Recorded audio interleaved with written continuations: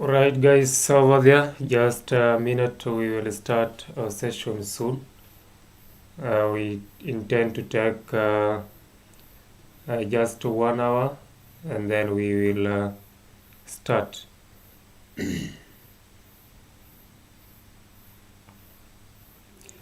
Yes, I have recovered, I'm now okay. Thank you. So I think we can start the session, then the other guys will join us as we continue with our program. So without wasting time, guys, today I want us to take a look at what the recap of what we did the other time on Spring Boot before we can pick up from there today on the same Spring Boot REST APIs. So we will continue. If you have a question, just drop it in the chat, and then after the meeting we are going to create Zoom meeting where we ask the questions and then we can end the session. I believe the session is going to be enjoyable, and let us stay back and follow. If you don't hear well, maybe in case of some network connection, just text and I will see the charts and then I will adjust. So without waste of time, let us turn to our slide and have a look of what we have already covered. And I'm going to have present the slide from where we were on Spring Boot framework. So this is the whole playlist on Spring Boot, and we said Spring Boot is a Java framework for developing backend APIs.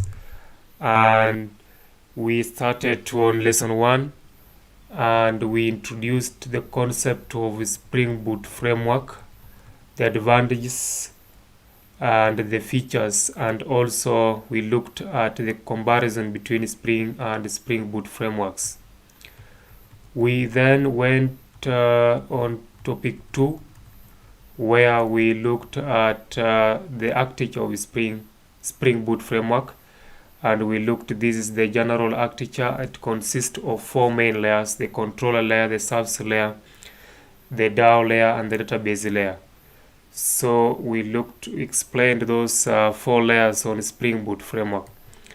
And then in our last lesson 3, we explained the sample project that we are going to build, and we said that we will be building this LMS system, which shall consist of the following entities. And as we build this LMS, that is learning management system, we will be covering the following topics in Spring Boot framework. So we shall be covering the concepts of logging, security, database, implementation of logs, and the implementation of exception handling. And we also look at Spring Actuator and API documentation. Then we will also look at the concept of TimeLeaf, how to use the TimeLeaf engine to develop full stack application. And then finally we will look at deployment. How do we deploy our application into production? So we also looked at environmental setup, where we were able to set up all our environment, and we were able to install all the tools which were required, and we were able to set up all the environment and installing the MySQL database, the Postman client, the IDE that we are going to use, and all those kind of tools and softwares that are required. And we also created sample project, and we compiled the project which was able to give us the results. So I want us today to open that project that we created last time and then try to explain these concepts here. So without wasting time on the slides, let me turn on the IDE, and then we are able to follow along and see the kind of project that we created. So let me adjust the view the charts and then also adjust the camera to make sure that I'm able to connect. All right, just a minute. Turn to the camera and make sure that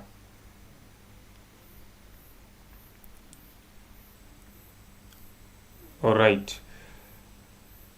So check my network in case it goes off, or wait, we are all there set. So let me turn to my IDE, and from the IntelliJ IDE, this is the project which we created. No, this is the project here in the other window. So this is the project which we created in our last lesson, and here I want to close it all and start explaining the project structure.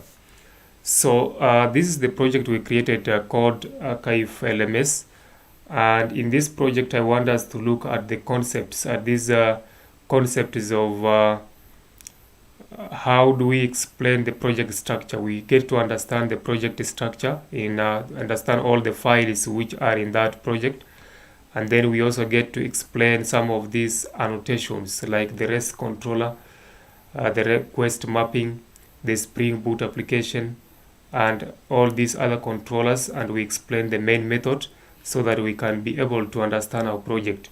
In the next, when we create a new project, we should be able to understand the structure, and you can be able to create a new Spring Boot project on your own. So I will be going back to the project here, and we are going to look at the project structure. So you can see when you create a new Spring Boot project, it gives you the default package, which is named according to the project name which we had given. And then when you look at this other subfolder called SRS, we have this other folder called the main, and then we have this other folder called the test folder. And when you expand this other folder here, you see we have other two folders, the Java folder and the resource folder. In this folder, you see we have the other folder here named com.example, and then the project name. So here inside this folder, we have this main class, which is annotated with this Spring Boot application. So this is the default main class which is generated by Spring Boot when you create a new project. And in this annotation called at Spring Boot application, when we were looking at the introduction to Spring Boot, we said Spring Boot is a framework which provides us with a feature called auto configuration, so that when you create a new project, Spring Boot will auto configure it by adding all the dependencies that you need, and you are able to run your project. So this is the code of line which helps us to auto configure our project by looking into our dependencies, and is able to add all the requirements that we need to run our application. Sorry. And then inside here we have another function point of our application. When we click on run here, then the application is going to pick up from here, and then it is going to execute other classes or other code that we are going to write. And then we have this other folder here called the resource folder, and when you look at this folder here, this is what we call you can see there is another file called application.properties. So this application.properties is where we will later define the application properties, the properties for our application. For example, you need to define the database connection.